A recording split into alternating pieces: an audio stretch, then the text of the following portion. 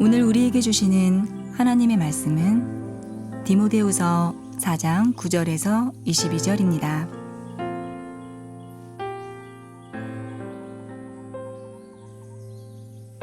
너는 어서 속히 내게로 오라. 데마는 이 세상을 사랑하여 나를 버리고 데살로니가로 갔고, 그레스게는 갈라디아로, 디도는 달마디아로 갔고, 누가만 나와 함께 있느니라. 네가 올 때에 마가를 데리고 오라. 그가 나 일에 유익하니라. 두기고는 에베소로 보냈었노라.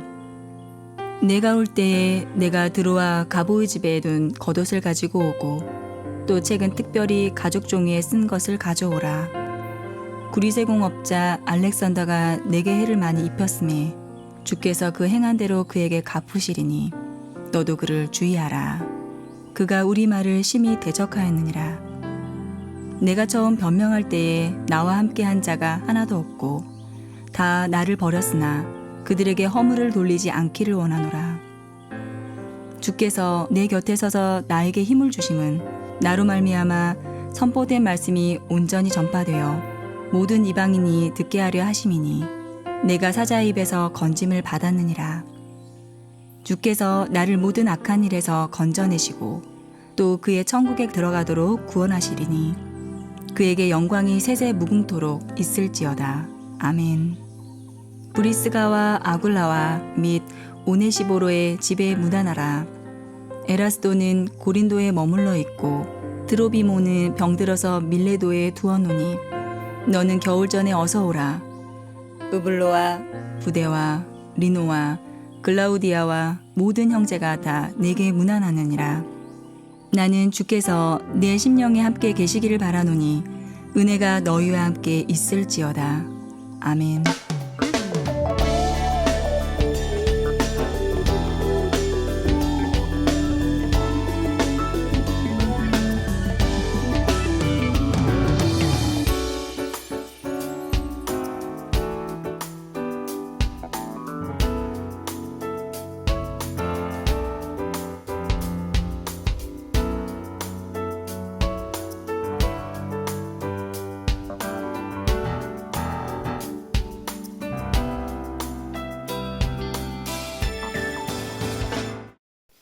할렐루야. 5월의 마지막 주일을 맞아서 다시 한번 예배의 자리에 서신 여러분 한 분 한 분을 사랑하고 축복합니다.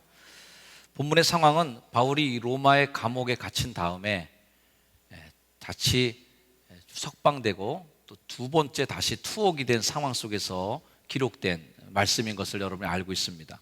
사도 바울은 첫 번째 투옥되어와는 조금은 다른 상황을 만나고 있고요. 그 심정을 갖고 오늘 이 편지를 쓰고 있습니다. 오늘의 본문은 약 4단락으로 나눠볼 수 있는데 9절에서 15절까지는 바울의 동역자들에 대한 이야기, 또 16절에서 18절까지는 첫 번째 로마 법정에 섰을 때 그런 회상들, 그리고 19절, 21절까지는 마지막 인사를 한 다음에 마지막 22절은 바울의 축복의 선언으로 끝나버립니다. 지난주에 말씀드린 것처럼 바울은 자신이 떠날 날이 가까웠구나라는 것을 이미 감지하고 있어요. 전제와 같이 내가 벌써 부어지고 나의 떠날 시각이 가까웠도다. 내가 죽을 때가 다 됐구나 하는 마음을 담아서 오늘 이 말씀을 씁니다. 감옥에 갇힌 사도는 그 인생을 쭉 회고해 보면서 자신의 삶 속에서 기억되는 이름들을 하나하나 떠올리게 돼요.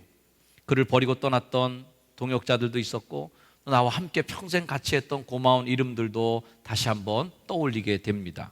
저는 오늘 여기 나오는 몇 명의 이름들을 여러분과 함께 생각하면서 그 이름들이 나에게 어떤 의미를 주는 이름인지를 한번 여러분과 함께 은혜를 나누려고 합니다. 첫 번째 나온 사람은 데마라는 사람을 여러분에게 소개하고 싶어요. 우리에게 좀 생소한 이름이지만 이 데마는 성경에 꽤 자주 등장합니다. 골로새서에 보면 사랑받는 의사 누가, 그리고 또 데마가 너에게 문안한다, 같이 동역하고 있는 일꾼들의 이름 속에 바울, 누가, 데마 이렇게 3명의 이름으로 문안하고 있어요. 빌레몬서에서도 나옵니다. 나의 동역자 마가, 아리스다고, 그리고 데마, 누가가 문안하느니라. 자, 이 제가 인용했던 골로새서, 또 빌레몬서, 그 다음에 에베소서, 빌립보서 이 책들을 우리가 옥중서신이라고 그래요. 감옥에서 쓴 책이에요. 감옥에서 이 책을 쓰면서 아무개랑 같이 너에게 문안한다는 얘기는 뭐예요? 대마도 같이 옥에 갇혀 있다는 얘기예요. 자, 이 대마는 같이 바울과 함께 옥에서 고통을 같이 겪고 있습니다. 그런데 바울이 두 번째 옥에 갇혔을 때 바울을 버리고 대마는 떠났다는 거예요. 오늘 성경은 그 이유를 얘기하는데 세상을 사랑했기 때문에 그랬다는 겁니다. 설에 의하면 대마는 믿음을 잘 지킨 사람이에요. 그리고 바울과 사역도 잘했던 사람이에요. 그러나 마지막에 순교하는 데까지는 자기가 갈 수 없기에 순교의 자리는 피했던 사람으로 대마를 이렇게 기록해 주고 있습니다. 지난주 읽었던 말씀들이 다시 한번 떠올리게 돼요. 바울이 자신의 인생을 어떻게 고백합니까? 나는 선한 싸움을 싸웠다. 달려갈 길을 다 달렸다. 믿음을 끝까지 지켰다 라는 거예요. 근데 대마는 어떤 사람이에요? 선한 싸움을 싸우다가 결국은 공격이 너무 거세지고 그 전쟁이 열세로 몰릴 것 같을 때 칼 던지고 도망갔다는 거죠. 그리고 다 달려갈 길을 마쳐야 되는데 산 중턱 구분응선까지도 다 가다가 정상을 딱 정복해야 될 구분응선 코제에서 그만 야, 나 하산할래. 그리고 내려가 버린 사람. 믿음을 지키되 끝까지 교회랑 같이 고난도 당하고 힘든 일도 다 같이 했는데 정말 그 교회가 어려움이 닥쳐서 마지막 한 사람의 남아진 사람이 필요할 때 아유 나는 관둘래요 하고 놨던 사람. 그래서 끝까지 가지 못했던 그 사람. 훌륭한 그 믿음의 이름 속에 같이 감옥에도 갇히고 고난도 당하고 여러 가지 모든 고난 속에 다 동참했지만 마지막 끝에서 삐끗해버린 바로 그 사람이 대마인 사람이에요. 여러분 끝까지 가야 승리하는 사람인 줄로 믿습니다. 왕년에 자랑하면 안 돼요. 달려갈 길을 다 가야지 간 거지 옛날엔 내가 스피드 엄청 빨랐는데 하고 지금은 빠꾸하고 있어요 그러면 안 되는 거예요. 싸움을 다 싸워야 되는데 옛날에 내가 힘 좋을 땐 잘 싸웠는데 지금은 안 싸우고 있고 그 싸움에서 비껴가고 회피하고 후퇴하고 있다면 그것은 온전한 싸움으로 끝난 게 아니다. 믿음을 지키되 끝까지 그 믿음을 지켜야 되는데 좋을 때는 믿음 잘 지켰다가 어려운 일 생기고 뭐 병들고 뭐 환난 닥치면 아유 믿음이고 뭐고 집어 던지면 그 동안의 모든 과정들은 다 어디로 갔단 말입니까? 대마는 옥에 갇힐 때마다 바울과 같이 있었던 사람이란 말이에요. 고난도 다 겪었단 말이에요. 그리고 초대교회에서 그 몇 안 되는 이름 속에 의사 누가 귀한 이름들과 같이 등장하는 아주 훌륭한 사역자였음에도 불구하고 그의 마지막은 어때요? 대마는 나를 버리고 세상을 사랑하여 갔단 말이에요. 결국은 나 자신의 마지막 고비를 넘기지 못한 나 자신의 마지막 단계를 통과하지 못한 불행한 사람으로 대마는 오늘 기록에 남아있는 거죠.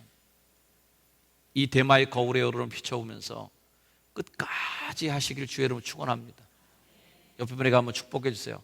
끝까지 해야 잘한 겁니다.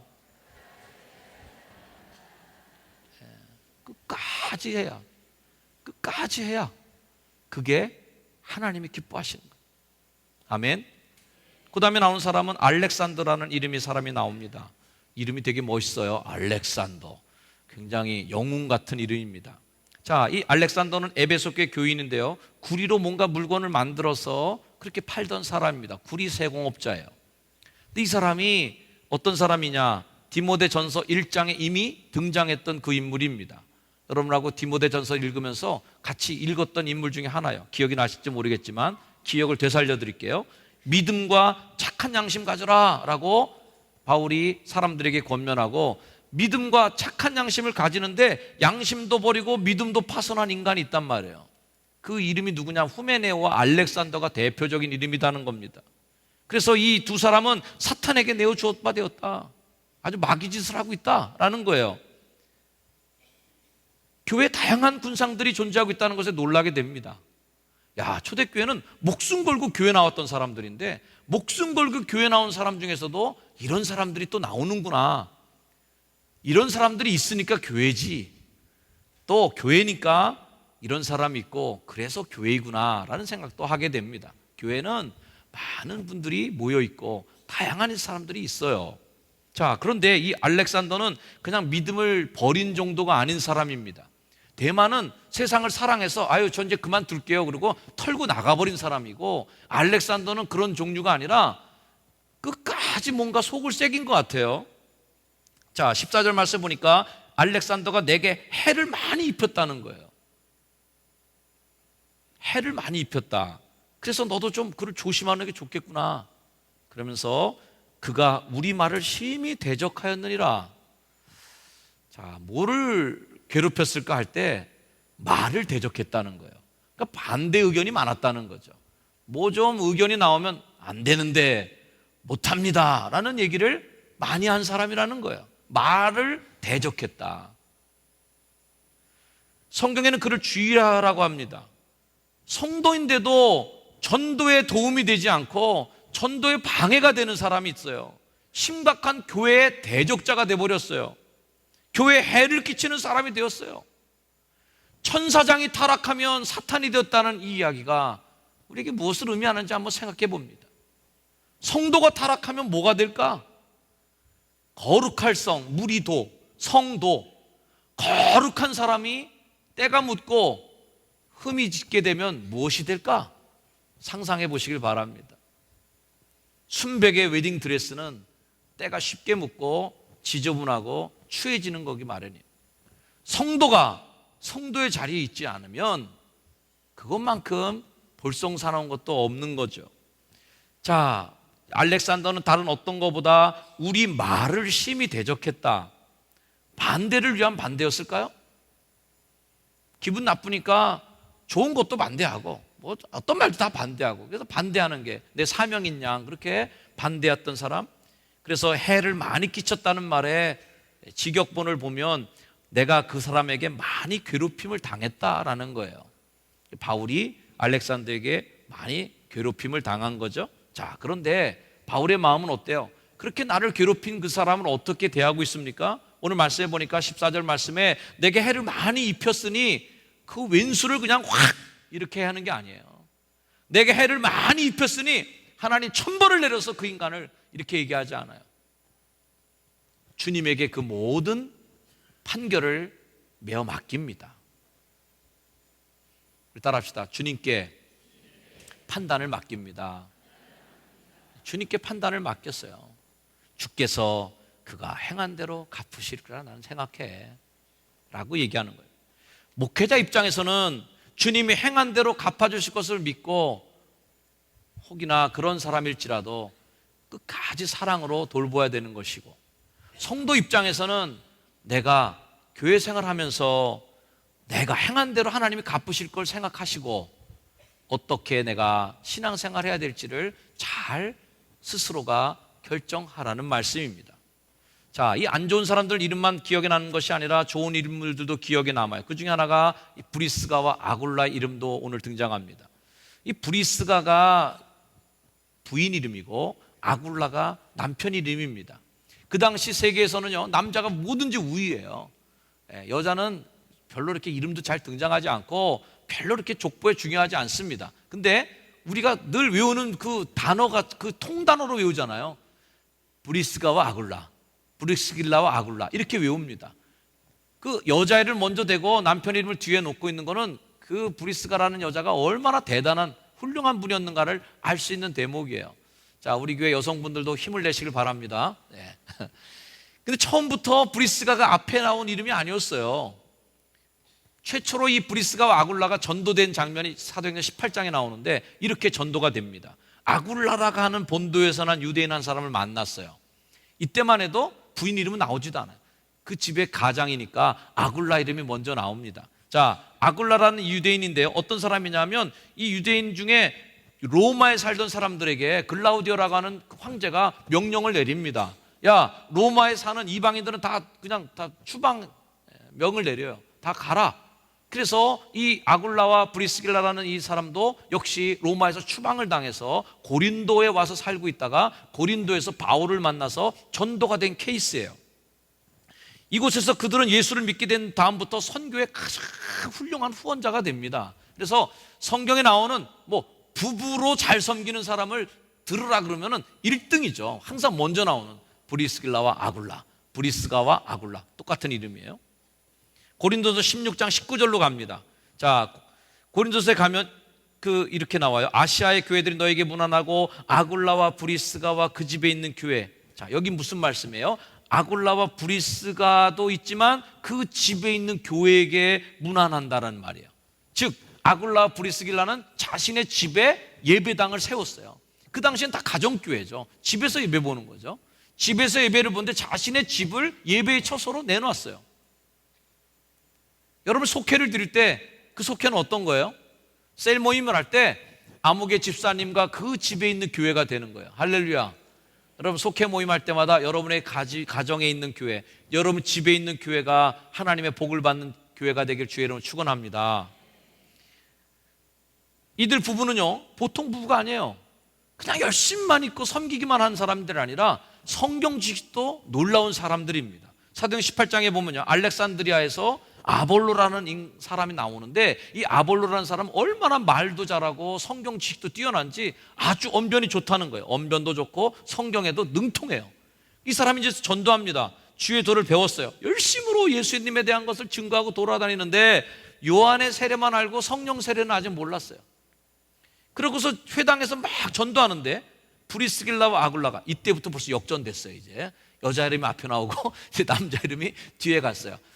사도행전 18장 한 장도 아직 지나지 않았는데 여자분이 얼마나 열심을 했는지 남편 이름 바로 뒤로 빠져버리고 이제 브리스길라부터 나옵니다. 하여튼 이 두 부부가 데려다가 하나님의 도를 더 정확하게 풀어 이뤄줬어요. 그냥 열심만 있는 게 아니라 성경 잘하는 사람, 특히 요한의 세례만 알았다는 건 뭐야? 성령 세례 모르고 그때까지 전도하고 돌아다니는 거예요. 이론적으로만 성경을 알았는데 이 브리스길라 아굴라는 어떤 사람이에요? 성령 세례 받고 믿음으로 실제 살아있는 성령님을 증거하던 사람이다. 그 사람에게 아볼로에 가르쳐 준 거예요. 자, 아볼로라고 하면 바울과 더불어서 굉장히 학식과 언변에 뛰어난 사람으로 알려져 있는데 이 사람을 가르칠 정도로 성경 지식이 높았다. 그러고 나서 이 유대인의 추방령을 내린 황제가 죽습니다. 그러자 이 브리스가 아굴라 부부가 다시 로마로 가요. 로마에 가서 또 한 게 뭘까요? 또 교회 세우는 거예요. 로마서에 보면 이런 말씀이 있습니다. 로마서 16장 5절 브리스길라와 아굴라에게 문안하라 그러면서 또 저의 집에 있는 교회에도 문안하라. 이미 바울이 로마에 가서 선교하기도 전에 브리스길라 아굴라가 미리 먼저 가서 벌써 자리 틀고 앉아 있는 거예요. 가면 뭐예요? 교회 세우고 거기서 하나님 예배하고 있는 거예요. 예수 전하고 있는 거예요. 할렐루야. 여러분 우리 교회에 브리스길라와 아굴라 같은 믿음의 부부들이 많아지기를 주의로 축원합니다. 가정교회를 세우고 믿음의 가정을 세우고 그곳에서 주의 선교를 감당하고 선교사님이 오실 때 바울 사도가 언제라도 와도 그 집에 머물면서 위로를 받고 힘을 얻는 그런 복음의 가정이 됐어요. 이 브리스길라와 아굴라 부부는 바울과 함께 복음에 동역을 하고 정말 충성을 다했던 바울의 기억 속에 정말 고마운 사람으로 남은 훌륭한 부부였습니다. 이들 부부에 대한 최고의 찬사는 로마서에 나와요. 로마서 16장 3절 4절 말씀 여러분 같이 한번 읽어보세요. 시작. 너희는 그리스도 예수 안에서 나의 동역자들인 브리스가와 아굴라에게 문안하라. 그들은 내 목숨을 위하여 자기들의 목까지도 내놓았나니 나뿐 아니라 이방인의 모든 교회도 그들에게 감사하느니라. 이 사람들은 고난을 당할 때 사도를 버리지 않았어요. 사도 바울이 옥에 갇히고 죽음의 위협에 있을 때 목까지도 내놓았어요. 하나님의 교회, 우리 교회도 이런 분들이 브리스가와 아굴라 같은 정말 주의 복음을 위해서 목까지도 내놓는 믿음의 가정들이 세워지길 주의 이름으로 축원합니다. 또 한 사람의 이름은 오네시보로예요. 오네시보로는 별로 기록이 없는 사람입니다. 딱 여기만 나오는 사람이에요. 자, 디모데후서 1장에도 나오고 4장에도 나오게 되는데요. 오네시보로가 얼마나 훌륭한 사람인지는 제가 이미 고린도후서 1장 강의할 때 말씀드린 바가 있습니다. 자, 다시 한번 보여요. 원하건대 주께서 오네시보로의 집에 긍휼을 베풀 수 없어서 그가 나를 자주 어떻게 해줘요? 격려해 주는 사람, 목사를 격려해 주는 사람이에요. 목사에게 힘을 주고 주의 종에게 격려해 줘서 힘내세요, 목사님 응원합니다, 잘 될 거예요, 이렇게 응원해 줬던 사람, 격려자예요. 그 다음에 사슬에 맨 걸 부끄러워하지 않았어요. 사슬에 맸다는 건 죄인이 됐다는 얘기고 뭔가 잘못된 것이라고 사람들이 인정했다는 거예요. 근데 로마에 있을 때, 이 로마에 있을 때는 언제예요? 로마에 바울이 있을 때는 가택 연금 상태에 있었습니다. 집으로 찾아오는 사람들에게는 복음을 전할 수 있지만 나가서 돌아다니면서 복음을 전할 수 없어요. 가택 연금 상태에 있던 바울을 자주 찾았다는 거예요. 부지런히 찾아왔다는 거예요. 여러분, 죄를 져갖고 가택 연금 상태에 있는 사람을 부지런히 자꾸 찾아오면 어떻게 됩니까? 이거 보통 불길한 게 아니에요. 불이익이 올 것 같아요. 그 죄인하고 같이 돌아다니는 사람이라고 찍히는 거예요. 그런데도 오네시보로는 계속 그 일을 했다는 거죠. 그리고 마지막 절 말씀, 그가 에베소에서 많이 봉사한 것을 내가 잘 아느니라. 봉사자예요. 자, 이런 오네시보로는 모든 사람들이 바울을 다 떠나는 중에도 끝까지 바울을 떠나지 않고 자신의 자리를 지킨 사람들이었습니다. 바울은 로마의 감옥에서 첫 번째 법정에 섰을 때를 회상합니다. 첫 번째 법정에서 자신을 변호하면서 복음을 변하고 예수의 십자가가 뭔지, 내가 왜 예수를 믿지 않으면 안 되는가, 당신들은 왜 예수를 믿어야만 되는가에 대해서 그 법정 앞에서, 로마의 법정 앞에서 담대하게 선포했던 그 시절을 회상합니다. 그러나 그 시절에 같이 있었던 사람들이 다 나를 떠난 것을 다시 한번 기억하게 되어 쓸쓸합니다. 내가 처음 변명할 때 나와 함께한 자가 하나도 없고 다 나를 버렸으나 서운한 마음이 있습니다. 그런데 바울의 마음은 어떨까요? 그들에게 허물을 돌리지 않기를 원하노라. 세상에서 가장 힘든 게 뭡니까? 믿었던 사람에게, 사랑했던 사람에게 배신당하는 거예요. 그들이 나를 버리는 거예요. 분노하고 복수하고 싶고 억울하고 원통한 게 바로 그 일이에요. 원망과 분노가 차오릅니다. 우리가 흔히 애증이라고 그러잖아요. 애가 많을수록 증도 크다는 거예요. 사랑이 클수록 증오심도 더 크게 복수가 되는 겁니다. 이게 애증이에요. 바울은 그들을 사랑하고 믿었지만 그들은 다 떠납니다. 그런데 바울 사도는 그 원망의 화살을 그들에게 돌리지 않는 거예요. 어떻게 그럴 수 있겠는가? 다음 구절이 그 답이 있습니다. 여러분 같이 한번 읽어주세요. 4장 17절 말씀 시작. 주께서 내 곁에 서서 나에게 힘을 주심은 나로 말미암아 선포된 말씀이 온전히 전파되어 모든 이방인이 듣게 하려 하심이니 내가 사자의 입에서 건짐을 받았느니라. 따라합시다. 주께서 내 곁에 계시구나. 그분이 내게 힘을 주셔야 하는구나. 아멘. 여러분, 주께서 곁에 계신 것으로 여러분들의 마음에 원망과 분노와 회한들이 녹아지길 축복합니다. 그게 예수 믿는 사람입니다. 사랑하는 사람에게 실망하셨던 분들, 믿었던 사람에게 배신당했던 분들, 교회 안에서도 그런 상처를 가지고 하나님마저 버리는 분들이 있습니다. 아메기 집사가 배신을 때렸어. 아무개 권사가 나에게 원망할 수밖에 없는 말을 던졌어. 난 참을 수가 없어. 그 인간을 내가 징계하지 않고서는 견딜 수가 없어. 그러니 징계를 못하니 내가 떠나고 말겠다. 믿음에 파선해버려. 그 사람의 허물을 그들에게 돌리지 않는 바울의 이 믿음을 여러분 닮아가시길 바랍니다. 우린 예수 믿는 사람이기 때문에 그래요. 아까도 알렉산더를 얘기할 때도 얘기했습니다. 주께서 그가 행한 대로 갚으실 것이야. 내가 그걸 갚을 수가 없어. 내가 그걸 쫓아다니면서 왼수 갚아서는 안 돼. 내가 그걸 다 처리하지만 안 돼 라는 거예요. 허물을 돌리지 않는. 우리가 흔히 그런 말 많이 듣습니다. 사람은 믿음의 대상이 아니단 말이에요. 믿음의 대상은 오직 누구예요? 하나님만 믿음의 대상. 왜? 그분은 움직이지 않고 회전하는 그림자도 없으시고 그 집의 말씀은 1.1획도 변함이 없으시고 새점도 새말까지 끝까지 나를 한결같이 사랑하시는 거기 때문에 그분의 사랑과 그분에 대해서 믿음을 갖는 거예요. 그러나 우리 사람들은 어때요? 광고 카피처럼 사랑은 뭐예요? 움직이는 거야. 그 사랑을 믿었다가는, 움직이는 사랑에 기댔다가는 실망하기 딱 알맞아요. 그래서 사람은 믿음의 대상이 아니라 그냥 애정의 대상이에요. 사랑해주면 되는 거예요. 옆에 분에게 한번 인사해 주세요. 나를 믿지 마.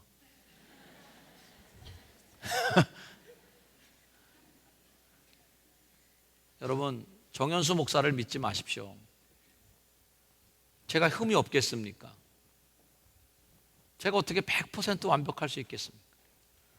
어떤 사람들에게는 정현수 목사는 실수투성이 인간으로 보일 수도 있고, 어떤 사람에게는 정현수 목사의 설교가 정말 말도 안 되는 설교일 수도 있고요. 어떤 사람에게는 정현수 목사의 목회가 정말 저렇게 목회하면 안 된다고 볼 수도 있습니다. 저의 인격, 저의 어투, 저의 행동 뭐 하나 완벽할 수 없을 거예요. 그래서 목사도 여러분 믿음의 대상으로 삼지 않길 바랍니다. 사랑해 주세요. 아멘. 믿었던 그 사람이 이러면서 저도 그러지 않으려고 그래요. 교인들도 때로는 양이 염소가 될 때도 있고요.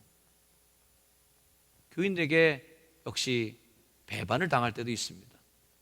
하지만 그것은 사랑의 대상일 뿐이지 믿음의 대상은 아닌 것입니다.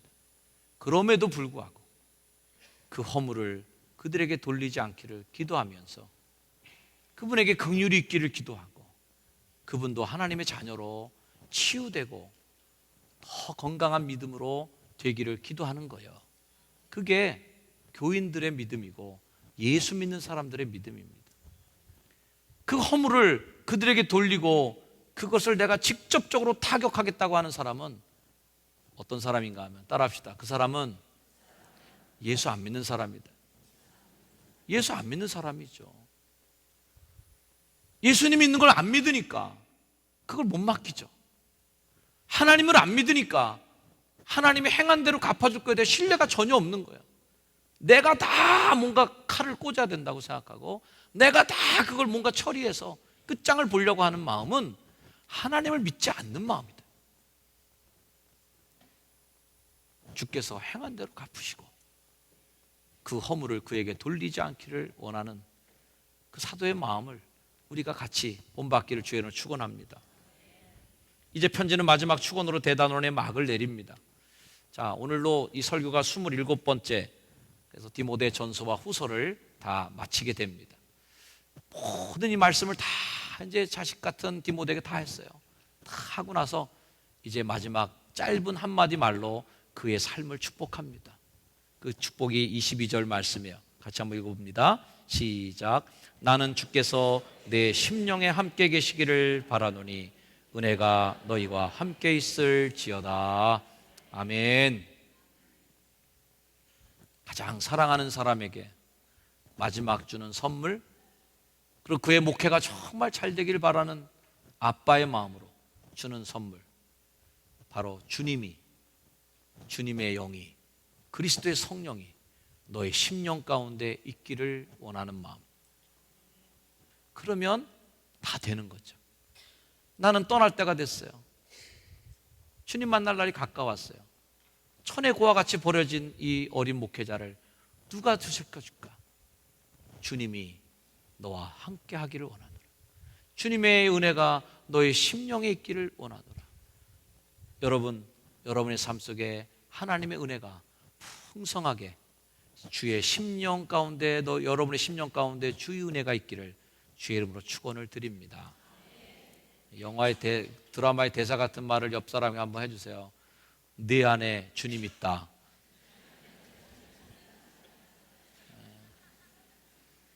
여러분 속에 계신 주의 성령을 믿습니까? 그걸로 다 된 거예요. 주님이 너의 심령 가운데 있으면 힘들 때는 그분이 위로해 줄 것이고, 외로울 땐 그분이 친구 돼 줄 것이고, 격려자가 필요할 땐 그분이 격려해 주실 것이고, 지혜가 모자랄 때는 그분이 지혜해 주실 거고, 너에게 용기가 부족할 땐 그분이 용기를 줄 거고, 그러니 주님이 너의 심령 가운데 있기를 바라는 그것이야말로 사도가 그에게 줄 수 있는 최고의 선물이 아니겠습니까? 그리고 사랑하는 그에게 마지막 축복, 은혜가 너희와 함께 있을지어다. 저도 이 바울의 심정을 담아서 성도들을 축복합니다. 은혜가 효성중앙교회 성도들과 함께 있을지어다. 할렐루야. 네, 아유, 하나님께 영광의 박수. 옆에 분에게도 한번 인사해 주시길 바랍니다. 은혜가 당신과 함께 있기를 바랍니다. 아멘. 네.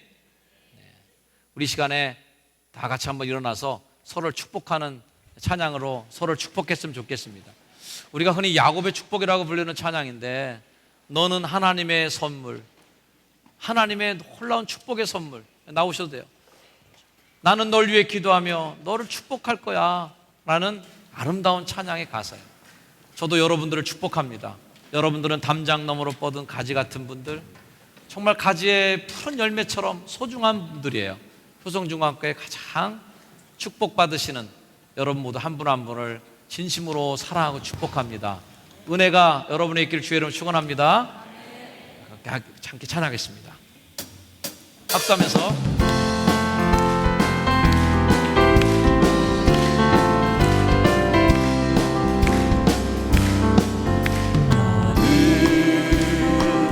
담장 너머로 뻗은 나무, 가지에 푸른 열매처럼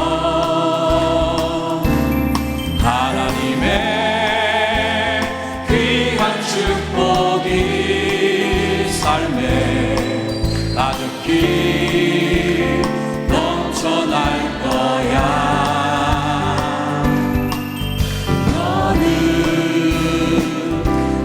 시련이 와도 능히 이겨내 강한 발이 있어. 전능하신 하나님께서 너와 언제나 함께 하시니.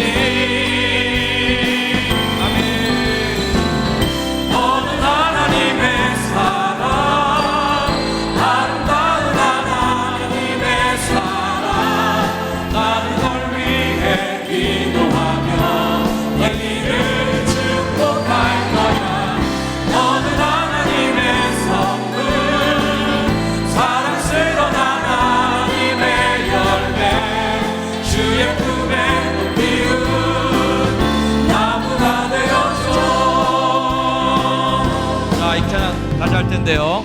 우리 여기 1층에 계신 분들 뒤돌아서서, 자, 저 가사 나와요. 저기도요. 뒤돌아서셔서 윗분들을 향해서, 항상 이 3층에 계신 분들은 내려다봐요. 기분 나빠요.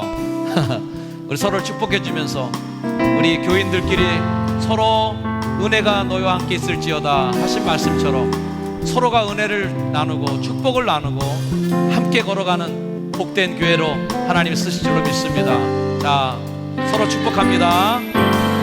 너는 담장 너머로 뻗은 나무, 가지에 푸른 열매처럼 하나님의 귀한 축복이 삶에 가득히 넘쳐날 거야.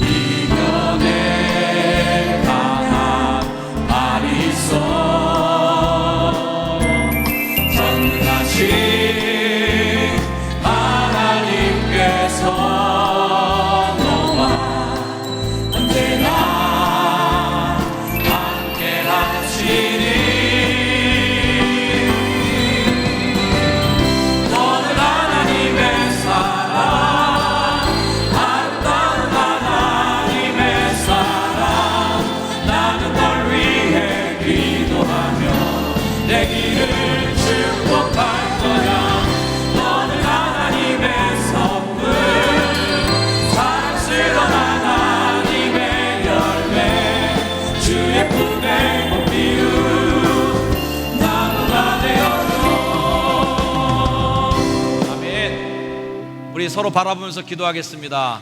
하나님, 우리 성도를 축복하시고 우리 교회 서로가 은혜를 나누며 하나님 안에서 한 가족을 이루어서 주님의 은혜를 전하는 복된 교회로 주님 써주실 줄로 믿습니다. 우리 모두를 축복하시고 하나님의 은혜가 너에게 항상 있을지어다. 서로를 축복해주는 마음의 기도로 함께 기도하는 시간 갖겠습니다.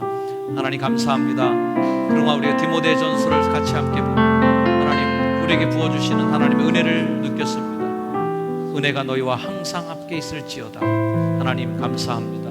하나님께서 축복하시는 주의 성도들을 기억하여 주시고 하나님 저희들이 믿음의 길을 끝까지 지키고 달려갈 길을 다 가게 하시고 믿음을 지키는 자들이 되게 하여 주셔서 주님 부르시는 그날까지 하나님의 은혜로 저희들의 삶에 세워지게 하시고 믿음으로 세워지게 하시고 아름다운 주의 축복을 누려받는 하나님의 거룩한 백성들로서 쓸모있게 사용되도록 하나님 저희들의 삶을 축복하여 주시옵소서. 하나님 저희들에게 은혜가 넘치게 하여 주시옵소서. 하나님의 은혜가 넘치게 하여 주옵소서.